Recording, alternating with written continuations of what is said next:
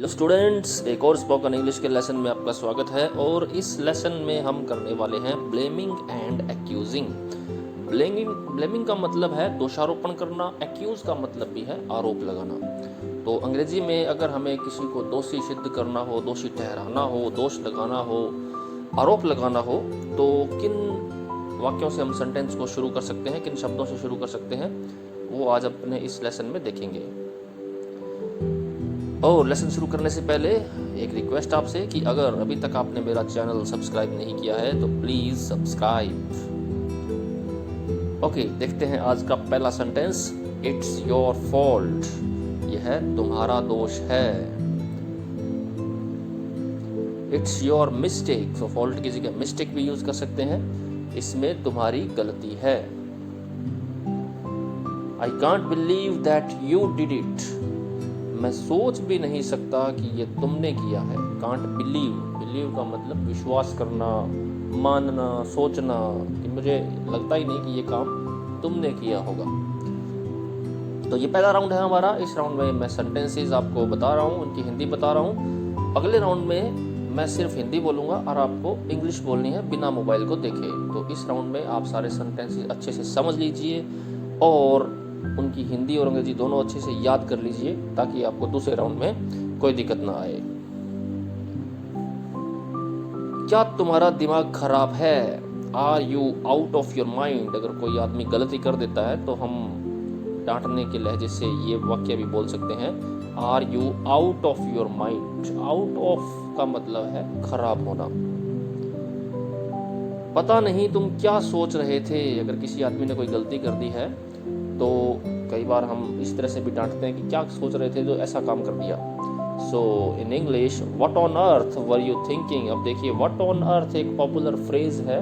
जब किसी को डांटते हैं, धिक्कारते हैं तो हम व्हाट ऑन अर्थ कहते हैं, व्हाट द हेल भी कहते हैं, व्हाट द हेल या व्हाट ऑन अर्थ। तो इसका मतलब लिटरल मीनिंग पे नहीं जाना है कि अर्थ का मतलब धरती भी होता है, धरती पे क्या कर रहे थे। ये बस धिक्कारने के लिए, डांटने के लिए इस शब्द का यूज हम करते हैं। What on earth what were you thinking, तुम क्या सोच रहे थे। अब देखिए, हिंदी में पृथ्वी का कहीं जिक्र नहीं है, तो ये बस सिर्फ एक वो सेंस लाने के लिए है, गुस्से का, नाराजगी का। व्हाट ऑन अर्थ या व्हाट द हेल, ये भी आप यूज कर सकते हैं।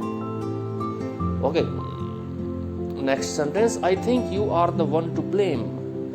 मेरे ख्याल से तुम ही हो जिसको दोष दिया जाए, यानी और तो मुझे कोई लगता नहीं है जिसने गलती की हो, तुम ही लग रहे हो मुझे गलती करने वाले। तो उसके लिए ये सेंटेंस है, I think you are the one to blame. It must have been you who did it, ये तुमने ही किया होगा। It must have been you, ये तुम ही रहे होगे, हु डिड इट, जिसने ये किया। ओके, मस्ट में कंपल्जन, अनिवार्यता और संभावना बहुत अधिक हो जाती है, तब हम मस्ट का यूज करते हैं। इसमें मस्ट का यूज किया है कि मुझे लगता है कि तुमने ही ये सब किया है। It must have been you who did it. तुम ही हो जो ये कर सकते हो, ये नेगेटिव सेंस में बोली है, नकारात्मकता के सेंस में बोली है कि बड़ा इतना गंदा काम तो तुम ही कर सकते हो। तो उसके लिए इंग्लिश में है, I think you are the only person who could have done it. I think you are the only person who could have done it. मैं सोचता हूँ या मेरा ये मानना है कि तुम ही वो आदमी हो, व्यक्ति हो जो यह कर सकता है। You must be doing something wrong, तुम कुछ गलत कर रहे हो, यानी तुम्हारी इसमें कोई गलती है। You must be doing something wrong. अब वो सेंटेंसेस जिसमें हमें एक्सेप्ट करना होता है कि हाँ हमारी गलती है, तो सॉरी तो बोलना ही है। I am sorry, it's my fault, ये है मेरी गलती है। I am sorry for the things I have done. तो यहाँ पे थिंग्स का मतलब कामों से है, कार्यों से है। थिंग्स मीन्स वस्तुएं होती हैं, परंतु थिंग्स का मतलब कामों से भी होता है। तो वो कहता है कि आई एम सॉरी, मुझे दुख है, अफसोस है, for the things I have done, उन चीज़ों के लिए जो मैंने की है, उन कामों के लिए जो मैंने किया है। I am really sorry, I didn't mean to, मुझे वास्तव में अफसोस है। आई डिडंट मीन टू, यानी मेरा ऐसा इरादा नहीं था।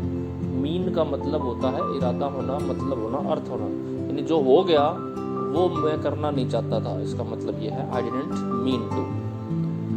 सॉरी फॉर माई फॉल्ट, मेरे फॉल्ट के लिए, मेरे दोष के लिए क्षमा। इट्स माई रिस्पॉन्सिबिलिटी, यह मेरी जिम्मेदारी है। It's my responsibility. I am sorry, मुझे अफसोस है। यू आर राइट, तुम सही हो। इट्स माई फॉल्ट, यह मेरा फॉल्ट है। आई एम सॉरी, मुझे अफसोस है। अब कभी कभी हमें रिफ्यूज़ भी करना पड़ता है ब्लेम को, यानी इनकार भी करते हैं हम कि हमारा दोष नहीं है। तो उसके लिए कौन से सेंटेंसेस हैं? इट्स नॉट ट्रू, यह सही नहीं है। इट्स नॉट माई फॉल्ट, इसमें मेरा कोई दोष नहीं है। I am not the one to blame, मुझ पर इल्ज़ाम नहीं लगाया जाना चाहिए, या मैं वो नहीं हूँ जिसको दोष दिया जाए, जिस पर इल्ज़ाम लगाया जाए। I am not the one to blame. I didn't do it, मैंने ये नहीं किया। यू आर रॉन्ग, तुम गलत हो। इट वॉजंट मी, यह मैं नहीं था, यानी मुझ पर इल्ज़ाम लगाया जा रहा है तो आप गलत हो। You are wrong, it was not me, मैं नहीं था जिसने ये किया।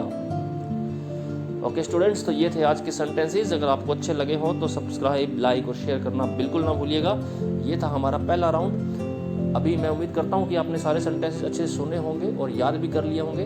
अगर आपको लगता है कि अभी आपको सारे सेंटेंसेस याद नहीं हुए हैं तो आप फिर से वीडियो को रिपीट कीजिए और सारे सेंटेंसेस की हिंदी और अंग्रेजी अच्छे से याद कर लीजिए। जी हाँ, याद कर लीजिए।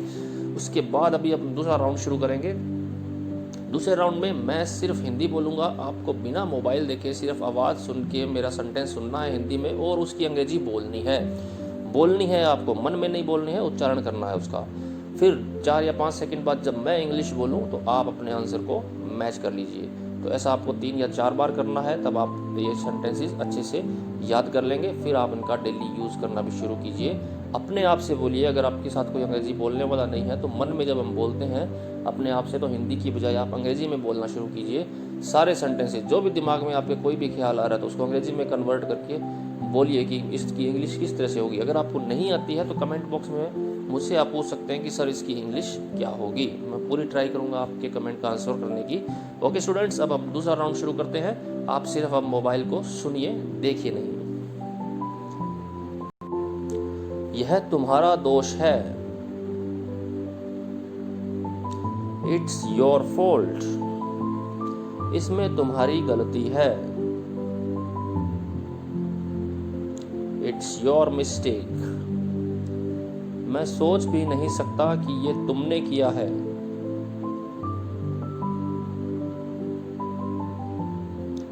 आई can't believe that you did it, क्या तुम्हारा दिमाग खराब है। Are you out of your mind, पता नहीं तुम क्या सोच रहे थे।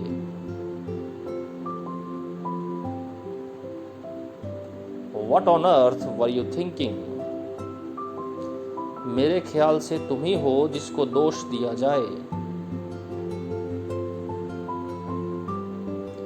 I think you are the one to blame.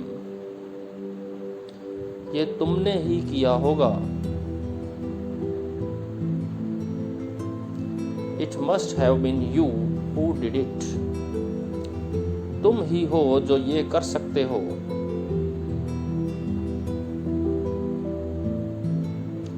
I think you are the only person who could have done it. तुम अवश्य ही कुछ गलत कर रहे हो।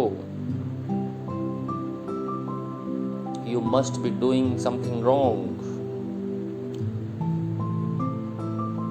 माफ कीजिए, इसमें मेरी गलती है।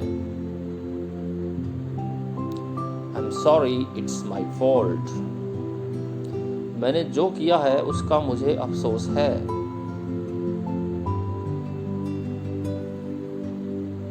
I'm sorry for the things I've done. मुझे वास्तव में बहुत अफसोस है, मेरा ऐसा इरादा नहीं था। I'm really sorry, I didn't mean to. मेरी गलती के लिए क्षमा। Sorry for my fault. यह मेरी जिम्मेदारी है, मुझे अफसोस है। It's my responsibility, I'm sorry. आप सही हैं, यह मेरी गलती है, मुझे अफसोस है।